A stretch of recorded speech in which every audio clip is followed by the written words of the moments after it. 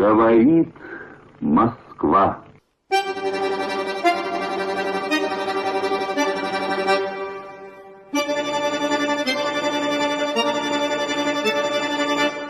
J'ai déjà publié sur la vieillesse il y a 40 ans pratiquement chez Robert Laffont. Le livre s'appelait Éloge de l'âge et j'avais 30 ans quand je l'ai publié et je l'interroge en ce moment tous les matins en le relisant et en commentant ce que je relis, en me disant à moi-même, est-ce que tu es toujours d'accord avec ce que tu disais ?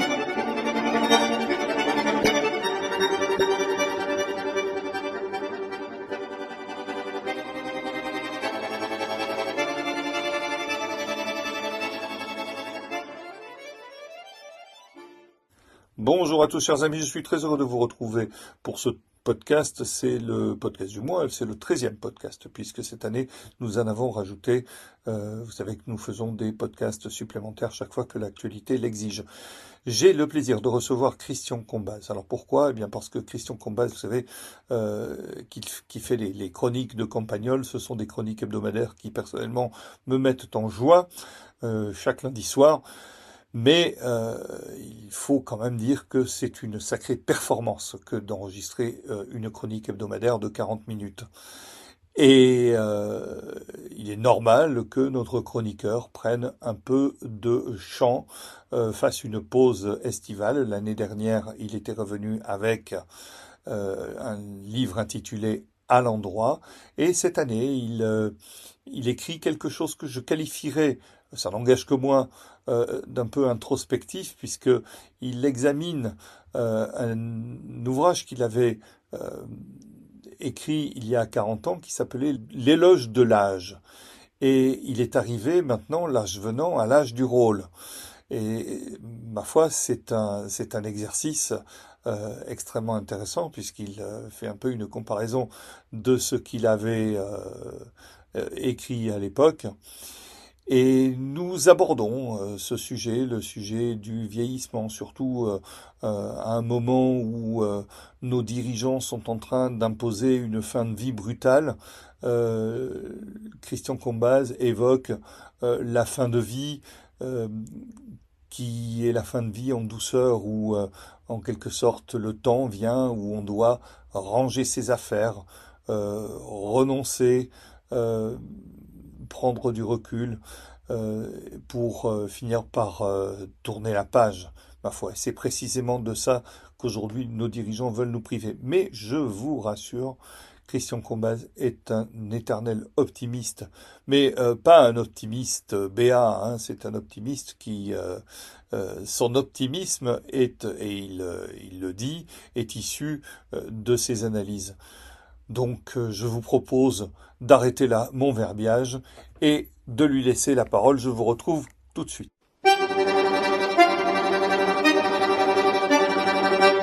Christian Combaz, bonsoir. Bonsoir. J'ai beaucoup de plaisir à vous avoir. Alors je vais vous dire pourquoi je vous ai demandé de venir. Réponse que vous m'avez donnée presque immédiatement. Je vous en remercie.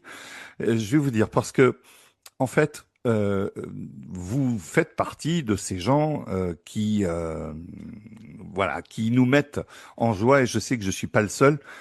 Tous les lundis soirs, c'est vrai que c'est quand vous savez, le lundi, c'est jamais une journée facile Ouais. pour ceux qui travaillent.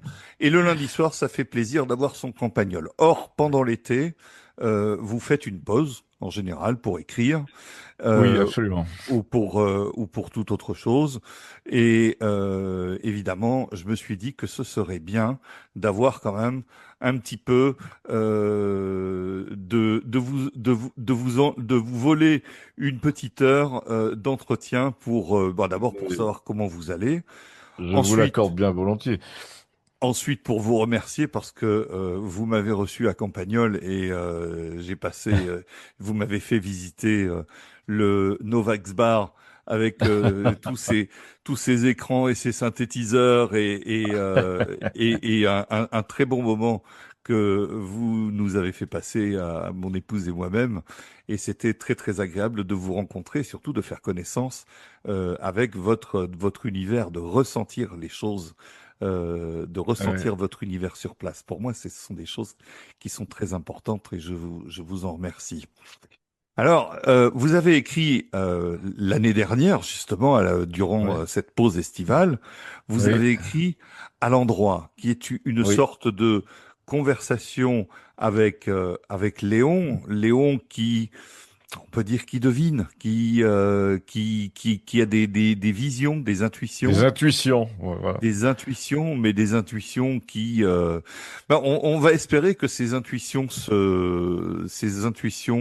finalement se réalisent, puisque votre livre se termine de manière extrêmement optimiste, puisque Léon nous prédit un âge d'or, et c'est d'ailleurs sur le mot or que se termine votre livre. Oui, absolument. Mais j'ai des arguments en faveur de ça. Vous avez beaucoup d'arguments. Alors, qu'est-ce que vous répondez à ceux qui disent justement, oui, mais bon, ça vient pas, il avait promis que, Mais enfin, je parle de Léon, bien sûr, pas de vous, oui, oui, oui. Mais ça, c'est effectivement une critique assez récurrente, mais toujours bienveillante quand même. La bien plupart sûr. des gens ne... Bon. Mais, et Léon répond une chose que j'aurais pu répondre à sa place. Quand on a l'intuition d'un changement, d'un événement, d'une solution logique à une crise, cette intuition, c'est très difficile de dater l'événement qu'on a vu se profiler. C'est ça qui est... La logique veut quelque chose et le réel peut faire que ça ne se produira que dans 2 ans. Je vous donne un exemple. Il y a 8 ans exactement, j'ai annoncé que Philippe de Villiers retrouverait une sorte de plausibilité dans le jeu, dans l'opinion française, comme homme politique éventuellement providentiel, parce qu'il coche, comme on dit, toutes les cases. Il a été ministre, il a été candidat à la présidence, etc. En tout cas, il y a 8 ans, le fait de dire ça et de le faire dire à mon devin passait pour une idiotie.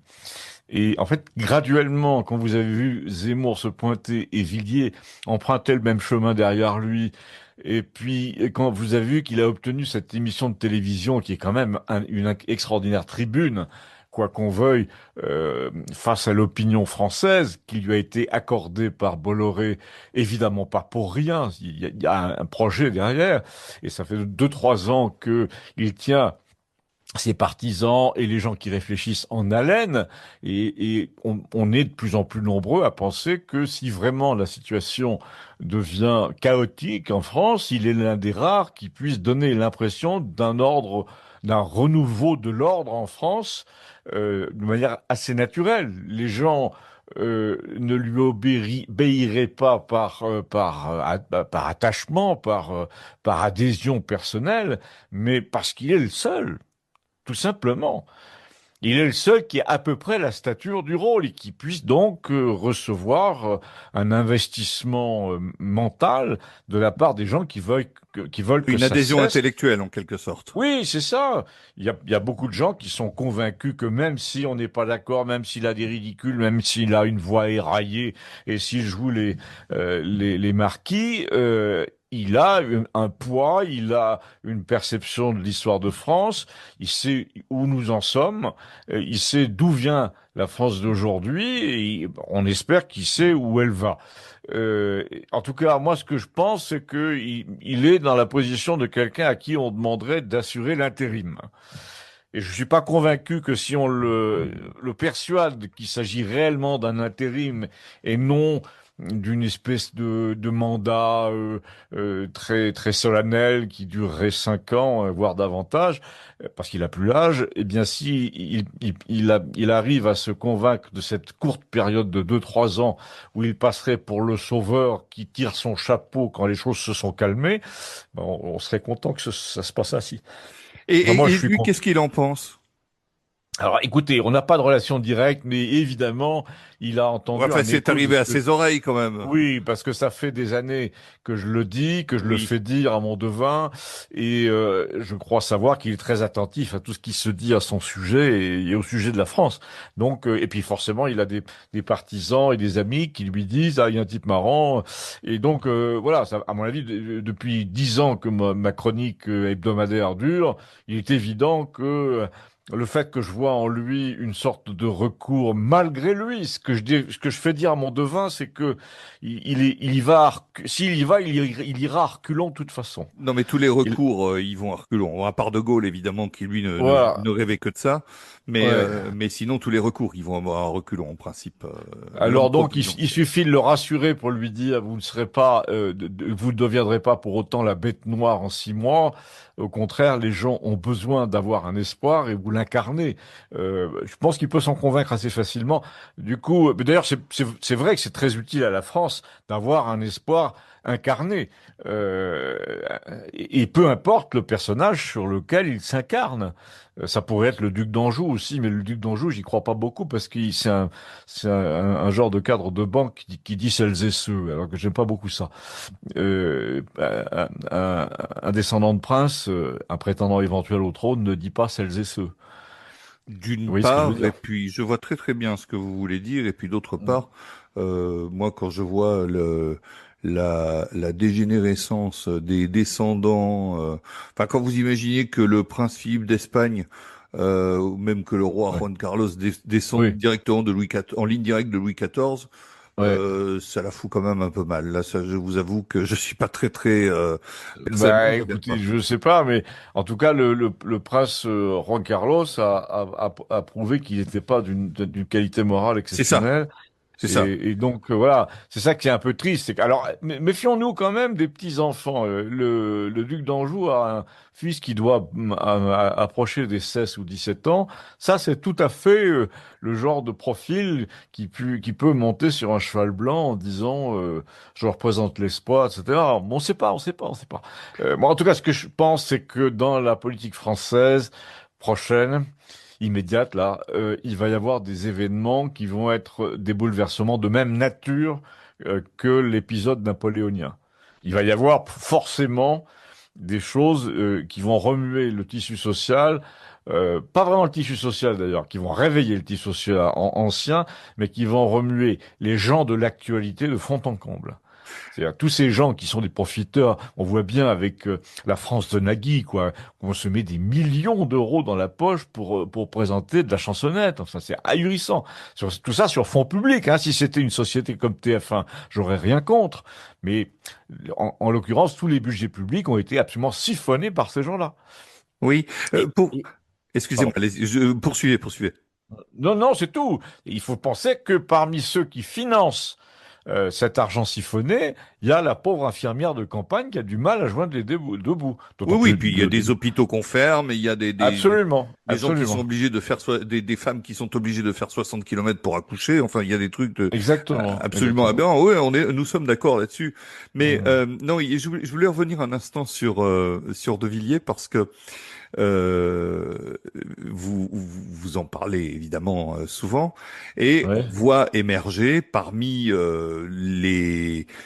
parmi le nombre qui émerge, on voit émerger Retailleau. Or Retailleau, c'est intéressant parce que c'est Ils, l'anti-Villiers. voilà, ils sont ennemis à mort. Ils sont ennemis à Euh, mort. Retailleau a été, mais a été aidé il doit le début de sa carrière oui, politique à Villiers, oui, et oui. finalement, Retailleau a trahi, et Oui, Villiers oui, l'a mais très très écoutez, mal pris. moi je suis très injuste. Je sais pas, je sais un peu parce que j'ai quelques amis russes. J'avais quelques amis russes qui sont tous morts, mais je sais que les Russes ont gardé cette habitude très amusante, très plaisante, je veux dire, qu'on avait en Europe occidentale il y a un siècle environ, de se douter que le physique des gens a un rapport avec leur âme. Et, euh, et donc Retailleau, la fausseté du personnage est inscrite sur son visage. De même que j'en faisais la remarque récemment à propos de Le Cornu. Le Cornu, vous regardez Le Cornu quand il parle pas, il a l'air d'un enfant de 10 ans, à la fois lâche, paresseux, prétentieux, c'est effrayant. Il a vraiment son espèce de naïveté grossière sur le visage. Et moi, je fais partie des gens, et j'ai le droit, puisque je suis romancier, qui interprète beaucoup la psychologie d'après le visage et qui attribue souvent dans les romans un visage qui correspond à la psychologie. Alors Voilà. Et justement, il y a quelque chose de très intéressant dans votre livre. Il y a une image qui est présente du quasi début du livre jusqu'à la fin, c'est ce portrait de Dorian Gray. Bah Et, oui. et j'aimerais justement que vous nous en parliez parce que c'est quelque chose de très intéressant. Bon, j'aimerais que vous nous présentiez justement un petit peu ça et disons le portrait du réel que vous mettez en symétrie en quelque sorte, en parallèle avec Oui. le portrait peint.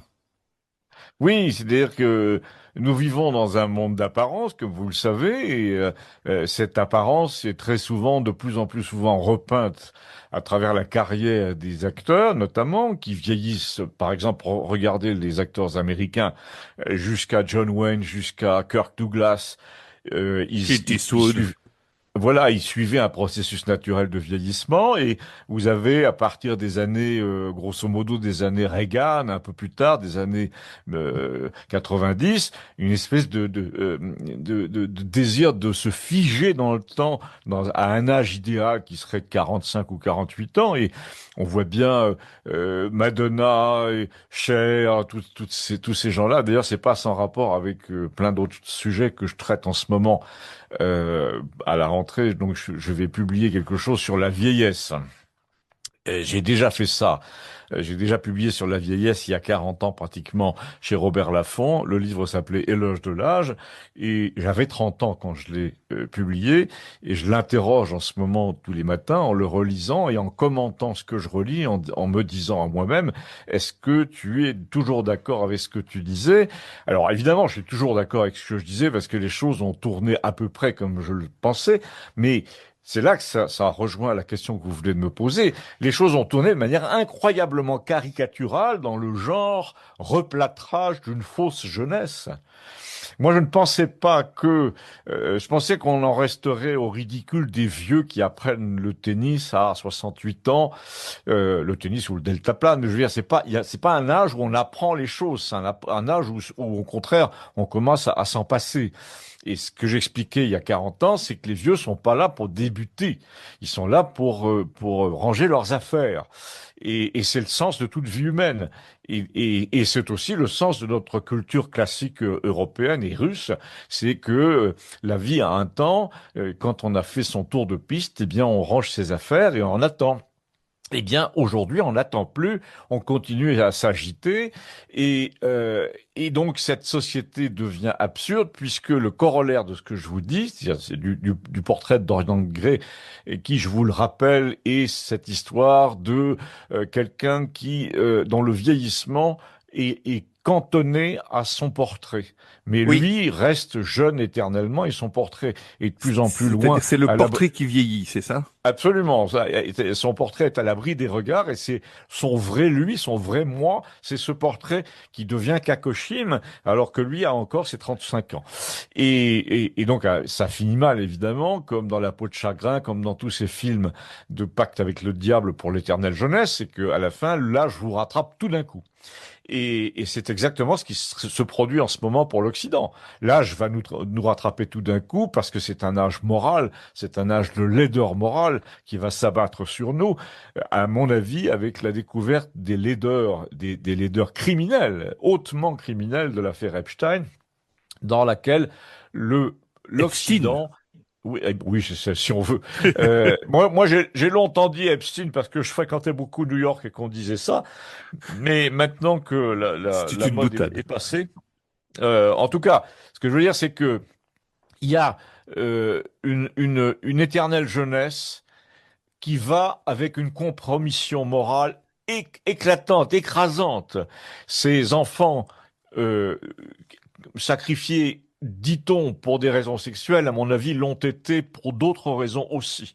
Oui, vous le dites Et très bien dans votre livre. voilà, et ces raisons, c'est probablement des estrogènes de gamines de 12 ans et demi, des cellules fraîches, parce que vous savez que le clonage n'est jouable que si la cellule n'est pas trop âgée, puisque la première brebis qui avait été clonée, vous vous souvenez, elle s'appelait Dolly. Dolly. Mhm. Elle était vieille, enfin, elle était relativement vieille au moment du clonage des cellules, et bien l'enfant, le mouton, l'agneau, avait pratiquement l'âge de sa mère. C'est ça. Et donc voilà. Et donc là, ils sont revenus en arrière. On parle plus de clonage, mais à mon avis, ça y va à fond. Dans tous les pays un peu étranges, genre Brésil, etc., ça y va à fond. Dès qu'il y a des laboratoires un peu clandestins, ça y va à fond. Alors évidemment, je suis convaincu que ça se pratiquait en Ukraine aussi, pour des raisons qui sont les mêmes que chez Epstein. Je soupçonne qu'il s'agit de trouver un moyen de fabriquer des fœtus, des embryons ou éventuellement des nouveau-nés, ou en tout cas des morts-nés, dont on récupère les tissus immédiatement. Parce que c'est des tissus qui sont par nature régénérants. Vous savez combien le placenta, par exemple, est régénérant. Et donc, dans l'histoire, et je le dis dans le livre que je prépare pour l'automne, cette lutte contre le vieillissement atteint des proportions incroyablement criminelles, du même type que les Lebensborn et les camps de Hitler. C'est que si ces femmes, par exemple, Cher, Hélène DeGeneres, Madonna, etc., sont venues sur l'île en si grand nombre et à en tant d'occasions, c'est évidemment pas pour se taper des gamins, des jeunes prostituées. Évidemment pas. C'est pour d'autres traitements. Pour vous donner un autre exemple, le Stephen Hawking, qui est ce physicien international perclus de rhumatisme nécrosant et qui était à l'article de la mort, littéralement, quand il s'est pointé sur l'île. On ne peut pas imaginer qu'il soit allé là-bas pour tripoter qui que ce soit. C'est évidemment pour essayer de se faire régénérer une dernière fois. Donc, Bon, qu'est-ce qui se après, l'un passait dans n'empêche pas les l'autre, malheureusement. oui, voilà. Mais qu'est-ce qui se passait dans les caves? Je pense que vu les lettres qu'on a retrouvées, c'est forcément adossé au crime, c'est-à-dire à l'homicide, etc. Et donc, il y a un côté docteur Mabuse effrayant, effrayant. Et du coup, ce qui est très gênant dans toute cette histoire, c'est que ce qui est mouillé, c'est pas seulement deux, trois délinquants, c'est l'Occident officiel tout entier. Et là, Poutine a raison, et Medvedev, et, enfin tous ceux, Lavrov ont raison d'appuyer là où ça fait mal et de dire qu'il y a du satanisme là-dessous. Parce que ce pacte permanent avec le diable au nom de l'éternelle jeunesse, de la jeunesse qu'on essaie de rattraper sans arrêt, ce pacte a eu là une illustration absolument scandaleuse qui va forcément être révélée. Si elle ne l'est pas par Trump, elle le sera par Poutine ou par les Iraniens, par exemple, puisque Israël est très très mouillé. Donc les Iraniens ont tout intérêt à balancer le dossier et à montrer que la vertu occidentale n'en est pas une. Et là, vous imaginez l'effet sur les BRICS. C'est-à-dire que si vous montrez que l'Occident s'est nourri du sang et des organes de ses propres enfants pendant des années et des années, avec une espèce d'omerta permanente, les BRICS, les Indiens, les Chinois évidemment, enfin les Singalais, tous ces gens-là, et les Africains vont dire, mais attendez, nous on nous a blâmés parce qu'il y avait de la prostitution parmi les fillettes à Bangui ou aux Philippines, mais entre la prostitution d'une fillette de 14 ans et ce que vous avez fait subir à vos propres enfants, il y a un monde, il y a un gouffre. Et donc là, on va vers vraiment une espèce de marchandage moral très très important et qui ne va pas déplaire à tous ces pays du tiers-monde émergents parce que on leur a tellement fait la leçon à propos des vertus de l'Occident que pour une fois, ils ont le dossier des vices de l'Occident entre les mains. Et là, ça va faire mal quand même. Alors, moi, il y a une chose qui me laisse penser, enfin, disons, qui me, comment je pourrais dire ça, qui me donne envie de vous donner raison, au moins en partie, et en partie seulement, mais je vous dirai pourquoi après. Mais c'est que aujourd'hui, si vous écrivez même une fiction, c'est la manière dont se cabre la nomenclatura, l'état profond, enfin les gens qui tiennent les médias, etc. Ouais. Dès que vous parlez de ça, aujourd'hui, même si vous aujourd'hui, je veux dire dans les années 70, vous écriviez une fiction là-dessus, ça posait aucun problème. Au contraire, Ouais. Hollywood s'en emparait, on faisait un film et faisait de l'argent avec. Aujourd'hui, ça passe plus ce genre de choses. C'est-à-dire que vous êtes un complotiste, vous êtes, Ah ouais, c'est mais attendez, devant les films, les lettres, tout ça authentifié par le département d'État américain, par le ministère de la Justice. Je vous rappelle qu'il y a un vieux juge, plus ou moins métis, je me souviens plus de son nom, qui descendait les marches du ministère de la Justice américain et un journaliste de CNN l'interroge et il dit, mais les larmes aux yeux, un vieux type de 65 ans, grand et gros, avec les rouflaquettes blanches, qui dit, j'aurais préféré ne pas voir ce que je viens de voir. Et le type, il pleurait presque. Donc, ce dossier a été révélé à une grande partie des professionnels. Et je pense que les professionnels de la justice américaine, eux, ils vont balancer. Ils vont balancer autant qu'ils peuvent, c'est-à-dire d'abord avec des gens déjà morts, et puis peu à peu, ça va se répandre à des gens encore vivants. Oui, alors il y a deux choses sur lesquelles disons que je suis un peu où mon opinion diverge, c'est que je pense que il n'y a pas que l'Occident qui est mouillé dans cette histoire. C'est-à-dire que quand on connaît le rapport des Chinois avec la santé et tout ça, Oui. je conçois mal que les Chinois n'aient pas été tentés de toucher à ce genre de choses. On Peut-être, mais sort. le mélange entre sexualité hyper déviante et arrachage des organes, ça, c'est quand même Bon, on se une rappelle de la espèce... femme de Mao qui avait été accusée à l'époque. Ah bon? Oui, oui, avec la femme de Mao avait été accusée d'avoir participé à Ouais, des manipulations génétiques pour faire passer la barrière des espèces et des choses comme ouais, ça. ouais, ouais. Il y a eu quand même des trucs. Donc ça, c'est déjà une première chose. Je crois que c'est malheureusement pas l'apanage de l'Occident. Mais cela dit, vous avez parfaitement raison quand vous dites que ces gens-là, évidemment, l'Occident ne pourra plus s'ériger en parangon de Oui, vertu. oui, oui. Ça va plus marcher. Ça, Et pour revenir au premier sujet,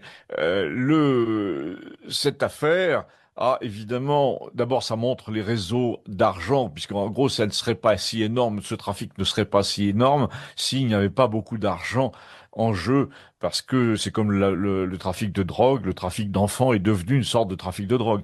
Et d'autant plus s'il y a vraiment des histoires d'adrénochrome, ça je ne veux pas entrer dans ce débat, mais si c'était le cas, ce serait l'équivalent du trafic de drogue.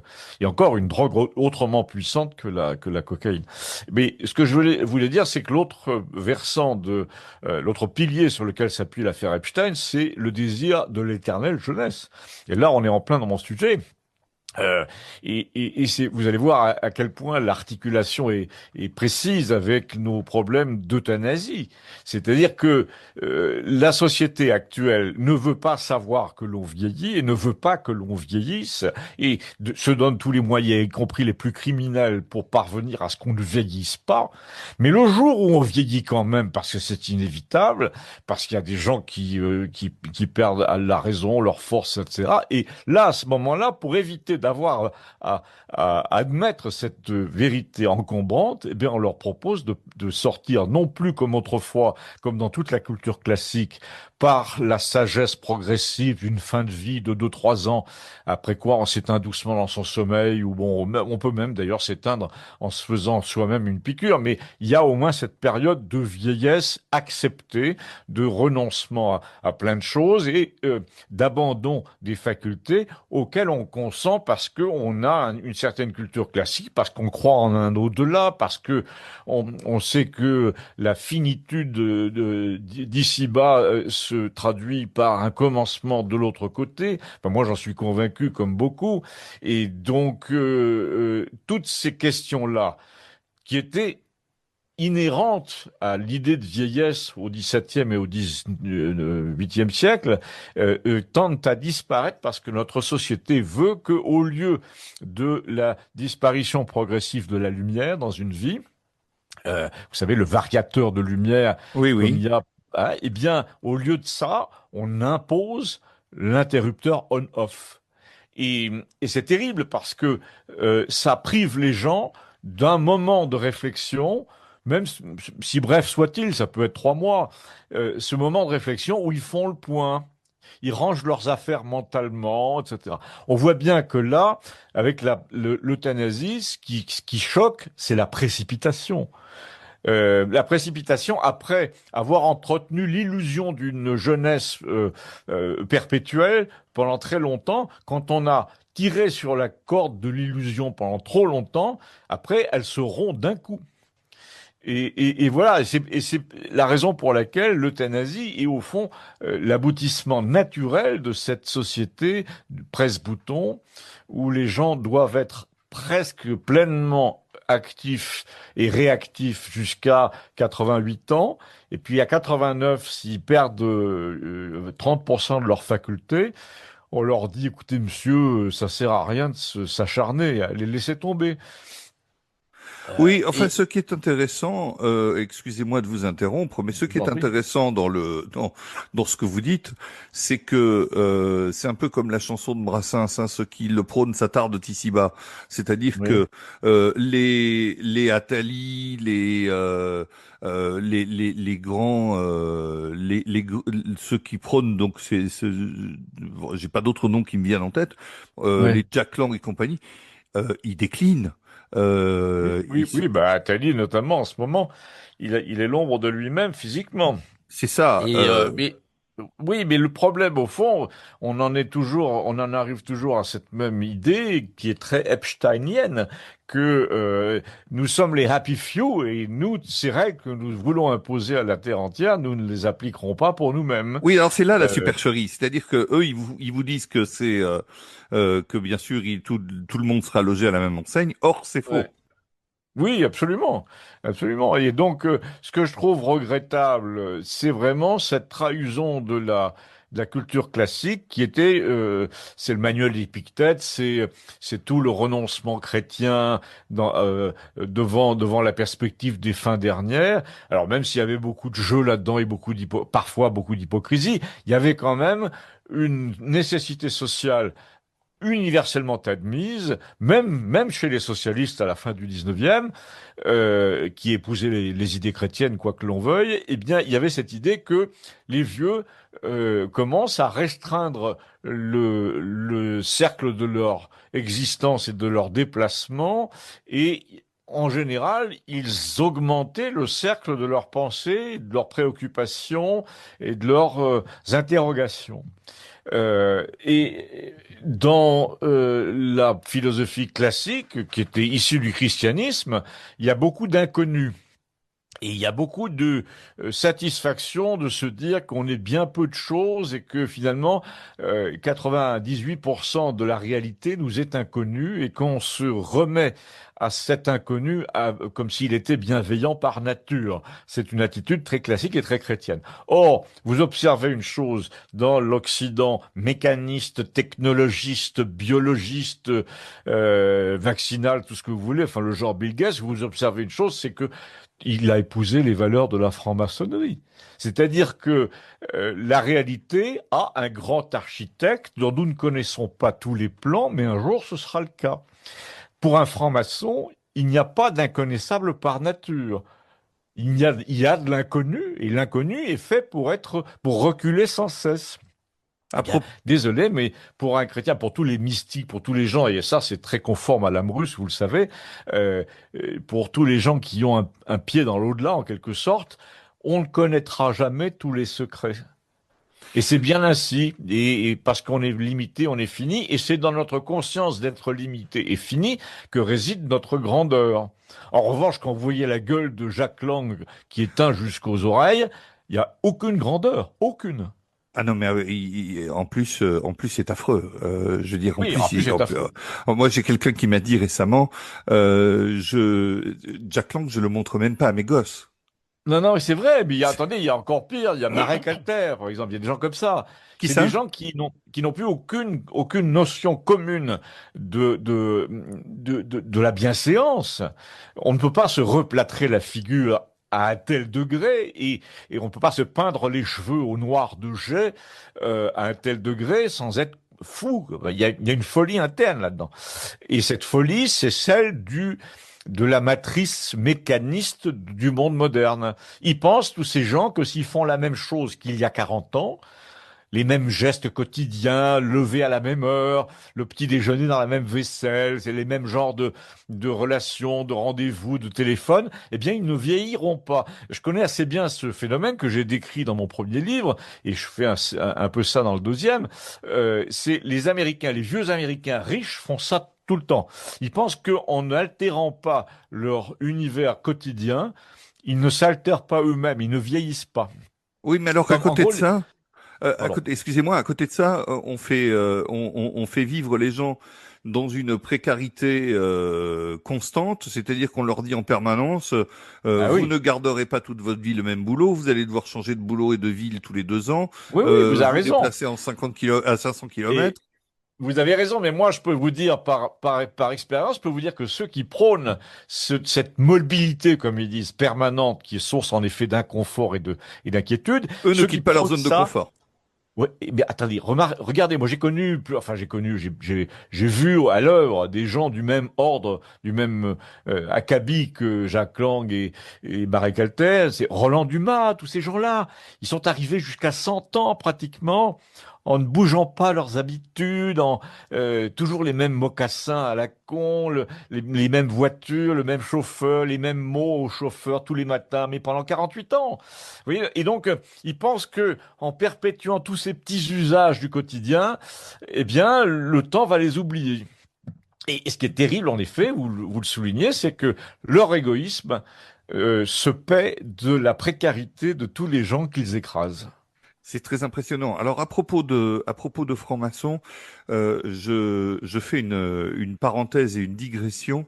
J'ai été chargé par un ami à moi qui est un type très sympathique, un garçon qui est aveugle et qui m'a dit et qui habite dans l'Avonage. Et il m'a dit tu donneras quand il a su que j'avais cette interview avec vous, Oui. il m'a dit tu donneras le bonjour de la part d'un habitant de l'Avonage qui n'est pas franc-maçon. Non mais il y en a quand même. Moi j'étais stupéfait quand même en m'installant il y a 40 ans dans le sud de la France, puisque j'ai passé quand même une partie de ma jeunesse jusqu'à 30 ans environ. J'étais à Paris et au fond la densité des francs-maçons dans la vie urbaine du nord de la France est bien moindre et 2 fois, 3 fois moindre que dans le sud. À Avignon, Marseille, Montpellier, Nîmes. Et On le ne peut plus sud-ouest. faire un pas. Vous ne pouvez pas faire un pas, ni mener une affaire, ni faire une démarche sans vous assurer du soutien de ces gens-là. Et Montauban, Au Toulouse, tout Montauban, n'en ça, parlons pas. c'est vous devriez vous intéresser à la famille Bailey. Enfin, peut-être que vous Ah l'avez bah déjà si, fait. si, non, mais tout le monde s'y intéresse un peu dans le Languedoc sans s'y intéresser vraiment avec le crayon à la main. Tout le monde sait ce qui s'est passé, ce qui se passe et qui sont ces gens-là. Il y a des féodalités dans ce pays qui sont invraisemblables. Et d'ailleurs, entre parenthèses, vous en avez eu comment dire, ils ont retrouvé leur pouvoir, leur puissance écrasante à la libération en faisant tuer leurs adversaires. Il y a eu une épuration absolument terrible des gens qui avaient fricoté avec la milice et qui s'étaient déclarés anti-Franc-Mac pendant la guerre, qui ont été absolument laminés partout, en Languedoc, à Alors Toulouse. que même on fricotait avec la milice, précisément. Je veux dire. Bah, oui, mais ça, le truc, c'est qu'eux, ils sont du bon côté. Ça a donné la France de Jospin après, vous voyez. Et les Lambertistes, etc. Moi, j'ai fait l'ENA, j'ai pas fait l'ENA, pardon. J'ai fait Sciences Po, mais j'ai surtout beaucoup d'amis ENA qui eux ont fait l'ENA, etc. Et à l'époque où je fréquentais ce milieu Sciences Po ENA, avant de bifurquer vers les lettres et vers le journalisme, eh bien, j'ai entendu tous ces gens être horriblement tiers-mondistes et, et par exemple, les jeunes juifs militants, Ligue communiste révolutionnaire de Sciences Po de l'époque disaient nos frères arabes. Ils militaient ouvertement pour Yasser Arafat, pour l'entente entre les colons juifs et les arabes. Il y avait à l'époque, je vous parle de 1975-80, il y avait l'illusion selon laquelle ça y est, c'était réglé le problème en Palestine, tout le monde s'entendait bien. Et donc, on nous a seriné ça à Paris pendant toutes mes années d'études. Et puis après, la France de Mitterrand nous a expliqué que à cause de SES racistes, de tous ces gens-là, il fallait croire en la réalité de cette nouvelle solidarité entre, par exemple, les Juifs et les Arabes. Bon, ben, ça ne s'est pas fait, que je sache. Il y a 30 ans après, vous avez Zemmour qui est la bave aux lèvres, vous avez les deux camps se sont incroyablement écartés. Et hélas, la grande immigration, la porte ouverte, le fameux regroupement familial est très largement dû aux étudiants militants, notamment d'origine juive, des années 80. Je l'ai pas inventé. SOS Non. racisme, tout ça. Ben voilà. Et donc, ce qui est fascinant de voir que ces gens se plaignent d'une menace arabe, islamiste, frères musulmans, etc., tous les matins, aujourd'hui, alors qu'il y a 25 ans, c'était plutôt leur père qui militait en faveur d'une immigration arabe à Paris, en disant on est tous frères. Leur père, non. Attendez, moi, quand je vois Julien Drey sur CNews qui vient nous expliquer, alors je regarde pas beaucoup CNews, Attendez, mais mais vous n'avez pas eu 30 ans avec Julien Drey, moi si. Et à non, l'époque où j'ai eu j'avais 15 30 ans ans, avec Julien Drey, mais je m'en souviens bah, très bien. Julien Drey nous C'est ça. expliquait par exemple, à l'époque, le grand type à la mode, et je le sais parce que j'ai dîné plusieurs fois avec lui à Paris, c'était Ibrahim Sous, qui était musicologue, grand copain d'Arafat, et qui sillonnait la vie mondaine parisienne sur le ton.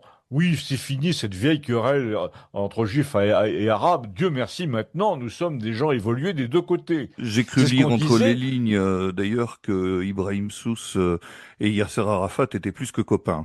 Oui, oui, oui, je le sais, puisque moi j'ai entendu dire que sa femme était moins que sa femme. Oui, Et voilà, donc, c'est ça. Oui, oui, oui, c'est ça. Voilà, on mais en s'est tout compris. cas, ce que je veux dire, c'est qu'il y avait. Moi, j'étais aux éditions du Seuil à l'époque. Les éditions du Seuil étaient dirigées par un type qui était traducteur d'Abdelkader. Bon, donc déjà, c'est très bizarre.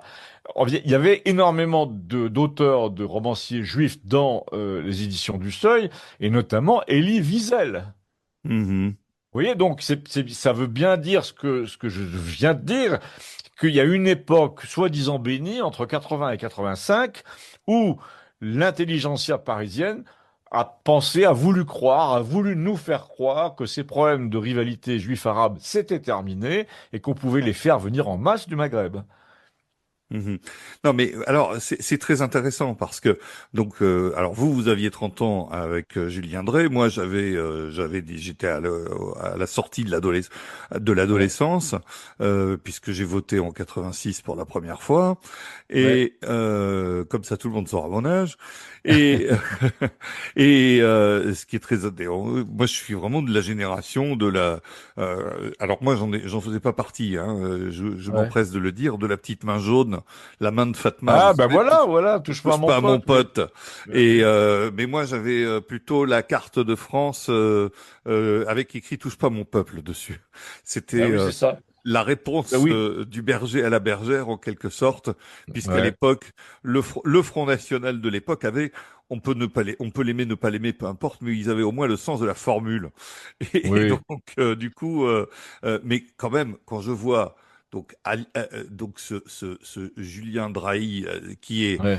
euh, complètement l'artisan de ça. Oui, Il était le absolument. Mais cerveau de attendez, ça. Nous il n'y a dire pas, il n'y a aujourd'hui, pas, oui, nous, il n'y a pas que la grande bourgeoisie juive. Moi, j'avais pour copain d'école à Sciences Po, Gilles de Margerie, qui a été directeur du Crédit Agricole. Et à l'époque, il était PSU. c'est ça. Oui. Voilà, c'est tout. C'est quand même les plus grandes familles de France qui sont couvertes d'argent, qui ont fini au 440, et ils étaient PSU. Et donc, il faut pas dire que la France dont nous avons hérité, celle de Hollande, etc., est une France qui vient de nulle part. Elle vient de ces gens-là. Absolument. Et oui, alors bon, cela dit, je veux dire, ils ont pas mal manœuvré puisque, je veux dire, ils ont quand même su préserver leurs intérêts. L'argent est resté dans les mêmes mains. Ouais. Donc finalement, la gauche qui défend les pauvres, bon bah maintenant on a un peu compris. Et Ouais. ça me pose, ça me conduit à vous demander. Est-ce que aujourd'hui, l'Église est un secours dans tout ça? L'Église, à mon avis, va être un secours pour les raisons que je vous indiquais tout à l'heure quand on parlait de la vieillesse et du sens de la vie et de la société d'automates que nous nous préparons. La société d'automates que nous nous préparons est une société qui est ennemie de la conscience, du quant à soi, de la réserve, du secret intime, et aussi de la compassion. C'est-à-dire se mettre à la place de quelqu'un, c'est quelque chose qui n'est pas très rentable. Si je me mets à la place du balayeur qui a l'air déprimé, je fais plus mon boulot dans les étages, vous voyez. Et donc cette société chrétienne qui est devenue après socialiste parce que c'était les mêmes valeurs en gros, est en train de disparaître au profit de la rentabilité, du presse-bouton. Regardez la réputation épouvantable que se sont taillés Delphine Ernotte et même Thierry Breton à la tête de France Télécom. C'est des suicides par dizaines, par centaines presque, résultent de cette attitude de mécanisation du travail. Il n'y a plus d'attention portée au pauvre type qui a l'air de ramer et à qui on ne dit pas rentre chez toi, on en reparle lundi, etc. On ne lui dit plus ça. On lui dit rentre chez toi puis reviens plus. Et donc évidemment le type qui était déjà dépressif, il se flingue. Mais au fond, justement, on en revient toujours à cette euthanasie. Il se flingue, mais ça va être bientôt encouragé. C'est-à-dire que les gens qui sont incapables de s'insérer dans le tissu social au point d'avoir le même emploi du temps que les autres, les mêmes horaires, etc., puis le même imaginaire, ces gens-là, on va leur dire, écoutez, ou bien vous trouvez un papa gâteau qui vous entretient, ou bien vous vous flinguez, mais on peut plus, nous, vous envoyer du RSA tous les mois. Et donc, c'est ce qui se passe au Canada. Il y a un certain nombre de gens qui finissent par demander leur euthanasie pour des raisons purement économiques. Enfin, qui sont transformées plus ou moins en dépression. C'est-à-dire que c'est vrai que quand vous n'avez pas un radis, vous êtes forcément un peu moins optimiste que si vous avez de quoi vivre. Et donc, les Canadiens ont commencé au compte-gouttes, hein, même en Belgique apparemment, à entendre le discours qui consiste à dire, écoutez, si vous n'avez plus les moyens de vous assumer, assumez au moins votre mort. Alors, est-ce qu'il y a, vous qui êtes un optimiste, est-ce qu'il va y avoir un reflux, que Oui, moi alors j'appelle un justement, reflux abrogatif? j'avais commencé à répondre à votre question sur le christianisme. Je pense que, et je ne suis pas le seul, puisque je l'attribue à mon devin Léon, je pense que le christianisme, sous sa forme un peu bas de gamme, pas bas de gamme, mais disons sous sa forme commune, qui est le confucianisme, c'est-à-dire cette attention à la conscience individuelle et à autrui, à être bienveillant avec autrui au sens immédiat. En parenthèse, c'est le contraire des socialistes qui, eux, sont bienveillants pour tout le monde en Afrique, mais pas à l'égard de leurs voisins. Et donc, le christianisme social, si on peut dire, qui est au fond le vivre ensemble, le bien vivre ensemble, va de nouveau se répandre, forcément se répandre dans la Chine, parce que les Chinois comprennent très bien intimement que le système merveilleux qui multiplie les gratte-ciel éclairés par des LED toute la nuit et cette espèce de fête permanente de féerie qu'est la ville chinoise aujourd'hui, ça cache un grand vide intérieur. Mais ce grand vide intérieur, ils vont vouloir le remplir fatalement. Un jour ou l'autre, ils vont se mettre à lire, par exemple, les pensées de Confucius, la vie en tout cas, même le bouddhisme ordinaire. Et donc, on va finir par se retrouver avec une société qui peut devenir altruiste d'un coup. Parce que l'altruisme sera une façon d'affirmer l'individu contre la masse, d'affirmer le sens de la vie contre la vie qui n'a pas de sens.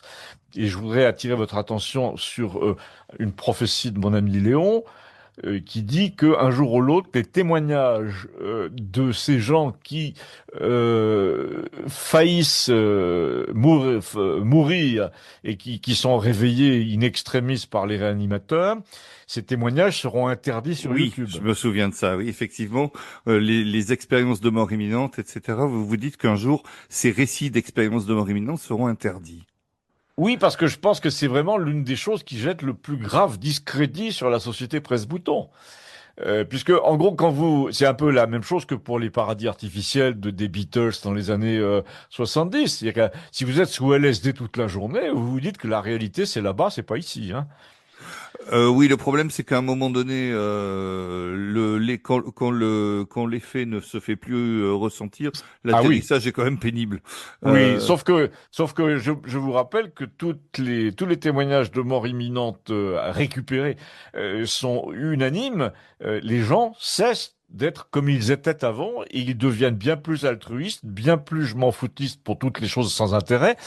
Ils pensent que il y a bien plus important que de se faire un nid douillet dans une société économique avec deux voitures dans le garage et une piscine.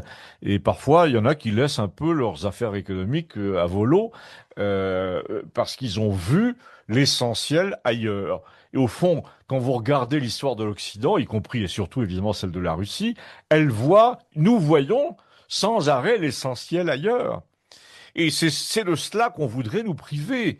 C'est ça qui est quand même terrible. J'attire l'attention de ceux qui nous écoutent sur un petit morceau vidéo que j'ai fait il y a quelques années, il y a 5-6 ans, et qu'on trouve encore sur YouTube sous le titre «L'Europe des seins nus sous les balcons».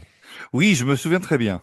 Voilà, et bien en gros, ce qui était assez amusant, c'est que dans la société du 18e, 19e siècle, et puis donc avec la révolution industrielle, grosso modo, parce que c'est parallèle, on a assisté à un développement des bourses du travail, des bourses de l'industrie, tout ce qu'on veut, avec des bâtiments verts et acier de l'époque, un peu inhumains. C'est le début des locomotives et des manufactures, etc. Ben, pendant ce temps-là, on ornait tous les frontons de filles à poil qui représentaient la vertu, la tempérance, avec des voiles partout.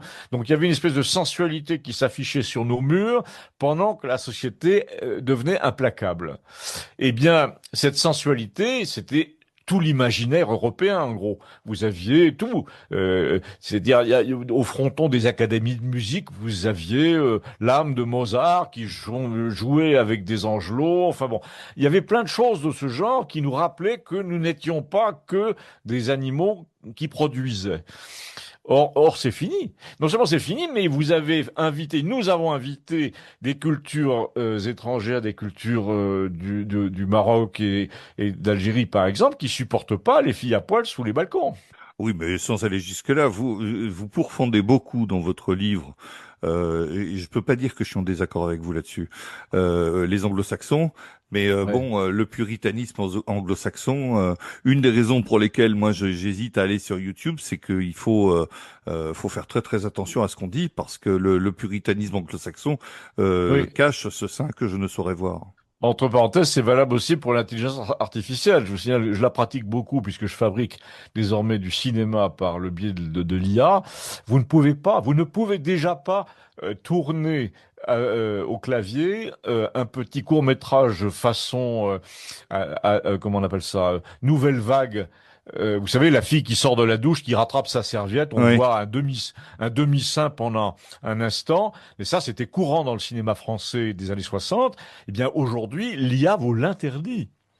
Donc c'est fascinant. Et l'IA donc américaine. Hein. Bien Alors ce qui est sûr. assez intéressant, c'est que l'IA américaine, y compris la plus soi-disant en vogue, en vue, qui est Grok, la maison de Elon Musk, Hmm. ça vous interdit ça de plus en plus. On ne peut plus voir la moindre nullité, même académique, même un type sur une stèle. Par exemple, je me suis vu reprocher des tableaux de Botticelli. Bon, il faut dire qu'ils se sont tellement fait taper sur les doigts avec les histoires de gens qui déshabillaient des gosses Oui, sur mais on peut très bien séparer les deux. oui, non, mais bien sûr Il qu'on est peut très très, bien, bien il est sûr. très très facile de dire on déshabille personne. Mais en gros, le truc c'est que on ne peut pas. C'est très facile de dire on ne peut pas entrer une photo de l'extérieur et la traiter, la déshabiller, etc. C'est très très facile. En revanche, si on fait de la génération, comme ils appellent ça, de la génération pure, textuelle, en disant voilà, je Hmm. veux. Et là, je vois pas en quoi un adulte devrait être limité dans son imagination. Enfin, c'est invraisemblable.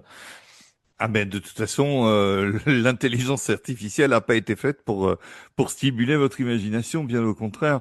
J'aimerais. Alors, c'est pas entièrement vrai. On pourrait en parler, mais c'est pas le sujet du jour. Mais moi, je pense que c'est quand même une extraordinaire, un extraordinaire ballon d'oxygène. Vous avez quand même une culture historique, historique. En gros, vous pouvez faire du Cécile B 2000. Je l'ai fait d'ailleurs ici pour un château fort d'ici, une association. J'ai créé au clavier des scènes de chevaliers qui débarquent avec leur cheval dans les salles d'armes, etc., avec des enfants qui jouent, des chiens qui entrent et qui sortent. Tout ça dans les lieux mêmes que j'avais photographié vide au préalable, c'est absolument extraordinaire. Ça fait du cinéma en Technicolor, avec une réalité parfaite. Les mouvements de caméra il fallait autrefois louer une caméra à 1 million d'euros pour tourner un film où on se déplace le long d'une bagnole qui roule. Maintenant, c'est fini. Les caméras virtuelles se déplacent avec la voiture. Donc on est vraiment entré dans une période assez séduisante où les gens comme moi qui ont toujours rongé leurs freins comme cinéaste putatif, j'aurais pu être cinéaste un jour ou l'autre. J'ai été adapté 2 fois pour le cinéma, mais jamais tourné. Et donc ça c'est une frustration. Et ben là, là dans les prochaines années, je vais probablement combler cette frustration en écrivant et en tournant donc de mon clavier un petit court-métrage de 20-25 minutes que je vais essayer de rendre le plus intelligent possible. Et c'est de l'art, c'est de l'art. Et tous les jeunes gens qui ont du talent dans leur tête et qui sont des scénaristes nés ont désormais les moyens en moins de 5000 euros de faire un film de quasi long métrage avec une excellente image, excellente. Oui, oui. D'ailleurs, vous dites, non, enfin, vous présentez une scène dans votre livre où Léon, vous mettez en scène Léon dans une armure Oui, oui, ouais, ouais, c'est vraiment très intéressant. J'aimerais bien, excusez-moi. J'aimerais bien votre opinion. Quelle est votre opinion sur le catholicisme traditionnel aujourd'hui et notamment sur, vous avez certainement entendu parler de cette histoire des sacres. Oui, bah écoutez, non, des sacres, à quoi faites-vous allusion? Des sacres d'évêques de la Ah oui, papauté oui, oui, saint-Louis. oui, oui, bah ça c'est pas une affaire très nouvelle puisqu'il y avait les évêques nommés à Écône, etc. Cette espèce de schisme rampant ne date pas d'aujourd'hui. Le problème c'est que on a un pape qui est presque depuis Jean-Paul II. Mais Jean-Paul II le faisait à un niveau, sa présence au monde était quasi mystique, parce qu'il avait la mission de lutter, de terrasser le communisme, etc. Donc il y avait un côté lutte contre Satan. Et pour les successeurs, on peut pas en dire autant, sauf le malheureux Ratzinger, qui a été poussé dehors. Bien sûr. Moi, je suis C'est un coup convaincu d'État, que bien sûr. Ratzinger, oui. Et donc, le pire de tous étant l'affreux pape Benoît, pas Benoît, François. François, qui a ouvert les portes du temple à toutes sortes de marchands et de marchands notamment de médicaments, comme vous le savez. C'est quand même inadmissible un pape vous demande d'aller vous vacciner avec le vaccin Pfizer. Il a même viré des gardes Inadmissible. suisses. Il y a ça. Ensuite, après, oui, il y a l'autre chose qui est inadmissible, c'est l'aval explicite qu'il a donné au comité de Davos lors d'une lettre, enfin en écrivant une lettre qui n'est pas à proprement parler une encyclique en droit canon, je veux dire, mais il a écrit une lettre assez longue pour montrer à quel point Davos était préoccupé du bien de l'humanité. Il fallait soutenir ces gens-là, etc. C'est ahurissant de prendre parti à ce point-là. Même s'il avait un doute favorable à leur sujet, une autorité morale comme celle du pape se doit d'être au-dessus de de tous ces jugements et surtout de tous ces soutiens. Un pape ne soutient personne. Un pape hoche la tête.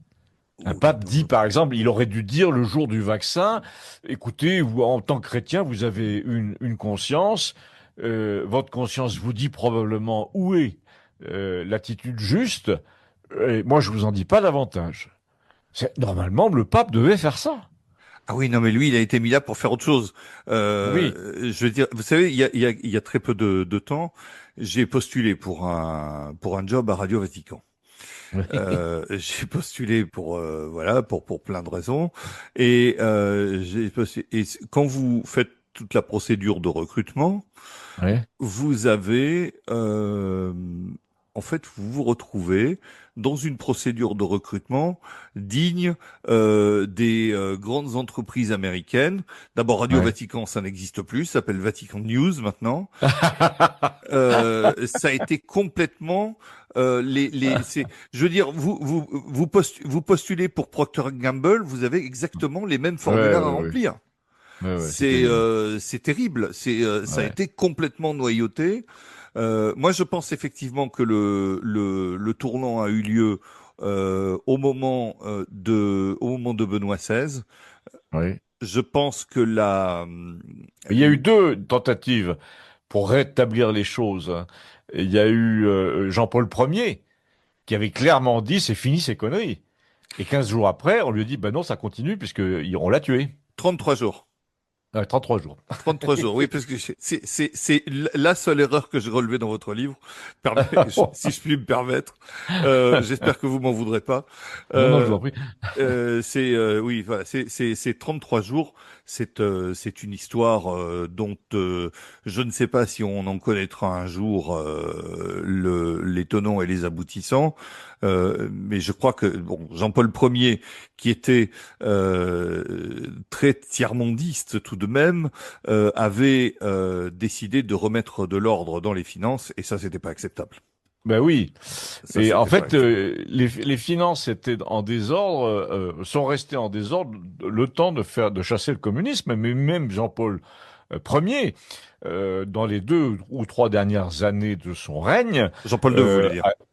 hein, Jean-Paul II, vous voulez dire? Jean-Paul II, pardon. Jean-Paul II a commencé à dire, écoutez, c'est vrai, il y en a marre, parce il a fait le boulot pour le communisme, etc. Puis à la fin, le boulot ayant été fait, il a dit, écoutez, il va falloir quand même remettre de l'ordre. Et là, bizarrement, pof, Ali Aksa. Alors, Ali Aksa, Eh oui. c'est une histoire aussi, c'est une histoire très intéressante parce que bon, alors Ali Aksa, on a beaucoup accusé, on a accusé les Bulgares, Ouais.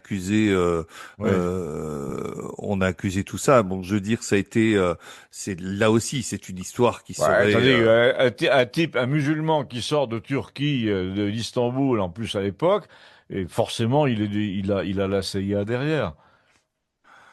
alors on a accusé le KGB. Ben non, mais justement, moi, à mon avis, c'est un truc de la CIA, C'est c'est-à-dire bien qu'on ne voulait possible, oui. pas, on voulait pas que le pape remette de l'ordre dans la mafia des finances vaticanes. Mhm. Puisque une fois le trésor en question mobilisé contre le communisme, et une fois que ça a été gagné cette bataille-là, il s'est dit bah tiens, tant qu'à faire, essayons d'assainir les finances avant de partir. Oui, mais Bah attendez, Ali Aksa, c'est 1981. non, mais c'est après la chute du communisme que je sache, non? Non, non, non. Aliaxa, c'est Non? 1981. C'est le 13 mai 1981. Oui, C'est mais ça coïncide dans la chute dans l'effondrement du régime soviétique, le 80 n'est pas c'est plus tard, oui, non, à peine plus tard, non, à non, peine plus tard. c'est beaucoup plus tard. C'est-à-dire que vraiment la chute en 81, l'Union soviétique, c'est encore Brejnev. La Pologne est en plein état de siège. D'accord. Donc Mais le moment où le travail est fait, c'est quoi? C'est 84, 85? non, non, c'est 81. C'est le 13 mai Ah bon, 81. d'accord. Donc bon, c'est pas donc l'attentat contre d'Ali Aksa n'a pas de lien probablement avec ça. Mais moi, à mon avis, c'est un coup de la CIA Ça, c'est pas euh, impossible, oui. Oui, ça, ouais. c'est pas impossible pour, je pense qu'il était, après, c'est pareil, ce sont des choses, et alors le problème, c'est que vous savez que Aliaxa est toujours vivant, Oui. qu'il est sorti de prison depuis très longtemps, qu'il coule des jours heureux en Turquie, et que Ouais. malheureusement, de temps en temps, il est interviewé par des radios italiennes, des télés italiennes, Ouais. etc. Je l'avais entendu une fois parce que je m'étais intéressé au cas Manuela Orlandi. Je ne sais pas si ça vous parle. Euh, Oui, c'est, oui, je sais, oui, mais je sais, oui. c'est une femme qui avait une jeune fille qui avait été enlevée, Ok. Ouais, ouais. et je pense que ça aussi, c'était, bon, bref, ça nous amènerait trop loin.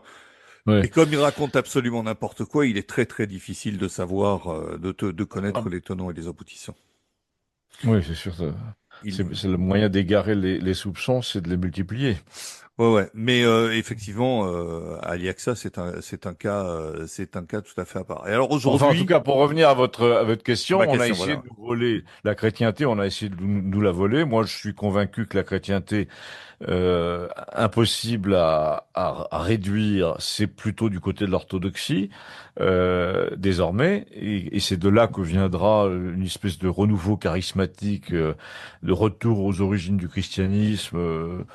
L'Asie va probablement aider au phénomène. Et puis, alors, je pense aussi qu'il va y avoir, quand je vous parlais d'âge d'or dans ce petit livre, je suis sûr qu'il va y avoir un nouveau paradigme assez global, assez miraculeux, sans grand phénomène dans le ciel, hein.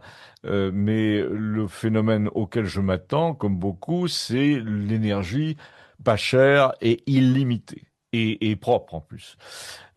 Ça change tout. Ça change tout. Déjà, si ça apparaissait, et ça apparaîtra en très peu de temps, parce qu'à mon avis, c'est déjà dans les cartons depuis 5 ou 10 ans. Donc, quand la vraie énorme nécessité va se faire sentir, bizarrement, les chercheurs vont sortir des solutions quasi industrielles prêtes à l'emploi. Et alors, évidemment, ça ne concernera pas la fabrication des objets en plastique qui, eux, dépendront toujours du pétrole. Mais en revanche, pour le mouvement, pour les déplacements, etc., il faut s'habituer à l'idée que l'énergie ne coûtera plus grand-chose. Mais c'est considérable. D'abord, déjà, ça va réduire la dette des trois quarts. Ensuite, le choc sur la croissance des États, y compris des États médiocres, va devenir énorme. Euh, et, et bizarrement, d'ailleurs, c'est peut-être les grands États qui en bénéficieront le moins. Et, euh, et donc, on va assister à une espèce de phénomène planétaire, pacifique, mais tellement bouleversant qu'on sera obligé de recaler en quelque sorte notre existence là-dessus. Ça change tout, littéralement tout. Oui, et vous croyez que les pétroliers et tout ça vont se laisser faire? Et ça, on leur demande pas leur avis. Ah non, ça, Je veux dire, il y a un j'entends bien. moment où si vous mettez à sac tous les sièges des grandes compagnies dans toutes les capitales, ben, je vais vous dire, les pétroliers n'ont rien à dire. Vous croyez vraiment le peuple capable de se révolter? Il l'a déjà montré qu'il était capable quand il a faim notamment, et c'est d'ailleurs la raison pour laquelle on s'efforce de faire en sorte qu'il ait de moins en moins faim, qu'il soit moins en danger à cet égard, en proposant par exemple, en annonçant le revenu universel comme l'a fait Musk. Musk voit très bien que l'un des obstacles à ces entreprises d'action sur le réel, c'est le désordre. Et donc, il a compris que pour apaiser le désordre, il fallait nourrir les gens. C'est le coup du pain et des jeux. Alors, cette idée selon laquelle ce sont les robots qui vont faire le boulot et vous resterez à regarder les matchs de foot à la maison est une idée à la fois compréhensible du point de vue de Musk et terrifiante du point de vue philosophique. Parce que si les gens ne deviennent que passifs devant le feuilleton du soir et ne sortent pas pour faire autre chose, pour inventer autre chose, pour créer, pour construire, eh bien, on est foutu. Et donc, l'autre chose aussi, c'est que cette fameuse énergie hyper pas chère pourrait, hélas, accentuer cette passivité de l'humanité devant des tâches matérielles de plus en plus faciles à accomplir. Oui, mais il y a le besoin de se sentir utile. Alors, ben, c'est bien ça que j'appelle la philosophie. Les hommes sont convaincus d'avoir un objet, leur existence a un objet. Ils sont pas nés pour rien et ils meurent pas pour rien. Et donc ça, cette certitude est au fond notre meilleure garantie contre une société implacable. Vous me dites qu'il n'y aura pas de révolte. Si, à bout d'un moment, quand les gens voient qu'ils sont des numéros, ils se révoltent forcément. Ils se reconnaissent entre eux comme des numéros rebelles et ils finissent par avoir la peau du. D'ailleurs, c'est toutes les histoires de fiction, de science-fiction à propos des sociétés totalitaires ont la même fin. Des rebelles se reconnaissent au premier regard et montent à l'assaut de la citadelle. Et je pense que la rébellion sera fortement aidée parce que la citadelle va s'effondrer d'elle-même. Et quand je parle de citadelle, je parle de la citadelle américaine. c'est elle qui est au fond la source de nos ennuis depuis un siècle. C'est elle qui va s'effondrer parce qu'elle est trop lourde, comme les diplodocus, qui n'arrivaient plus à se nourrir. Euh, et donc voilà, en gros, les Américains sont les pachydermes, sont les dinosaures de notre évolution moderne. Ils vont devoir tomber à genoux et des sociétés intelligentes. C'est parce que c'est pas pour rien que l'IA se répand. Ils cherchent d'ailleurs à la réunir, à la monopoliser dans un coin, leur coin de la planète, mais c'est foutu. Moi, je peux, si j'ai envie de créer une IA à la dimension du Languedoc, il me suffit d'acheter 4 machines en plus et j'inonde la région entière d'une base de données incroyablement puissante sur les méthodes d'agriculture, surtout sur la géologie du pays où je suis.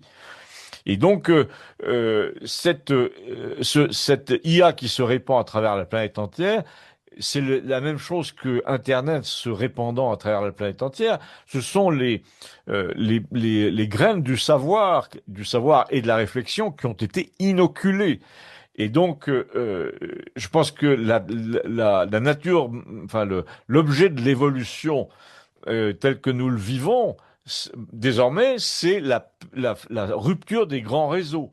Comme les moyens de la fécondité ont été distribués partout dans le monde, il faut que les grands réseaux soient divisés. Divisés, c'est-à-dire il y ait plus de câble transatlantique et qu'on prenne plus les décisions en téléphonant à Washington en 15 secondes. C'est ce qui est le cas aujourd'hui. Vous avez vu que même les élections françaises sont calculées à Austin, Texas. Bien sûr, bien sûr. Non, non, Donc, ça, les élections ne sont aujourd'hui, et puis pas qu'en France, je veux dire, les votations en Suisse, c'est la même chose. ouais.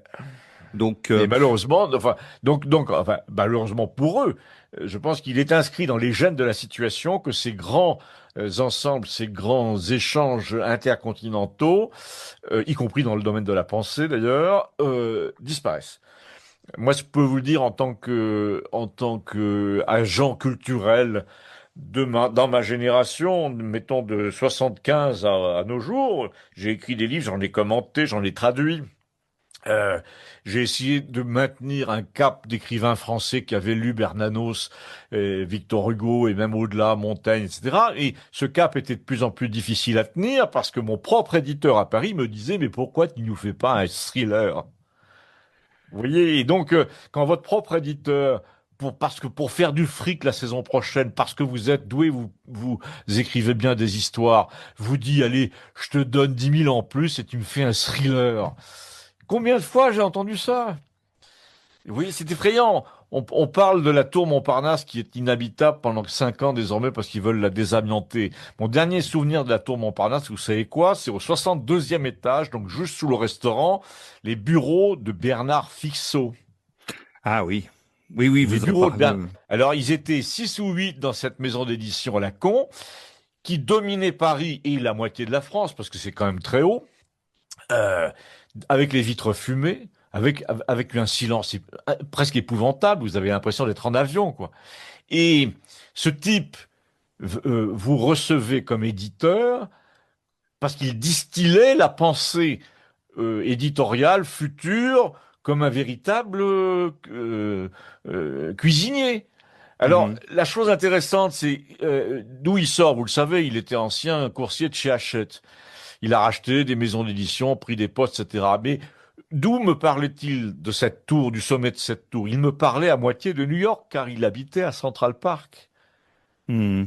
Le type venait 2 jours par semaine à Paris pour régler ses affaires En parisiennes. Concorde.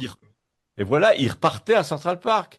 Ouais. Et qui a-t-il épousé? Parce que c'est vraiment une fable, un peu comme les fables de Roald Dahl, vous savez. Il a épousé la fille de Giscard d'Estaing. Vous en parlez un tout petit peu dans votre livre, je crois, Ben oui. Portrait de Marianne, il me semble. Et Vous en oui, parlez quelque chose. vous avez donc là un condensé de la France qu'on a essayé de nous infliger.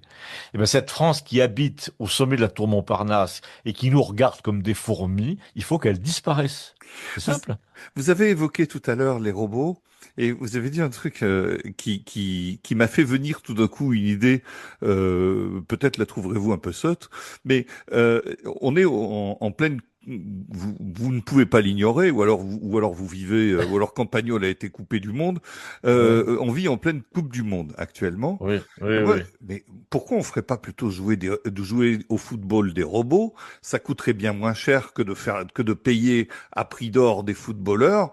Mais Et non, en parce plus, que vous avez bien vu que c'est la grande illusion du tiers-monde qui est l'une des rares voies de salut social, je veux dire, d'enrichissement, etc., qu'ils ont trouvé. C'est ça, c'est le sport, un peu faire l'acteur comme Omar Sy, mais ils n'ont pas beaucoup d'autres débouchés.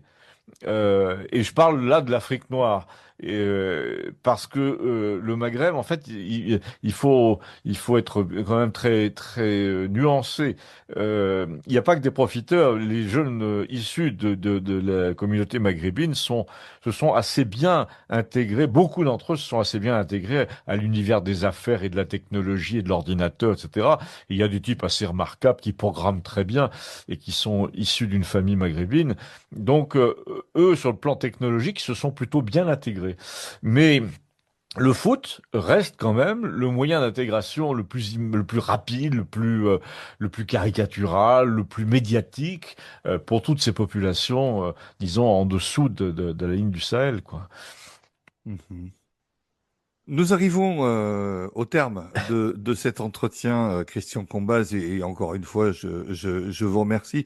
Qu'est-ce que vous pouvez nous dire, puisque votre livre se termine de manière optimiste, Oui, oui, oui.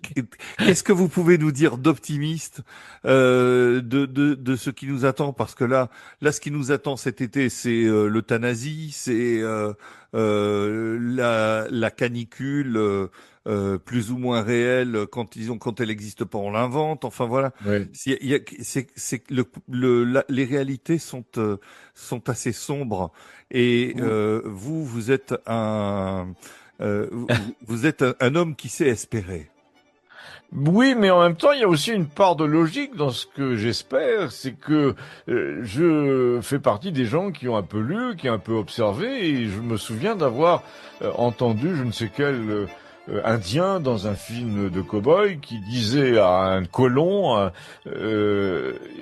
qu'il fallait imiter les cactus qui, lorsqu'ils commencent à pencher après 3 mètres, 3 mètres 50, commencent à pencher dangereusement d'un côté, au point qu'ils vont se rompre, eh bien, ils poussent un rejet de l'autre côté, pour rétablir le poids de l'autre côté.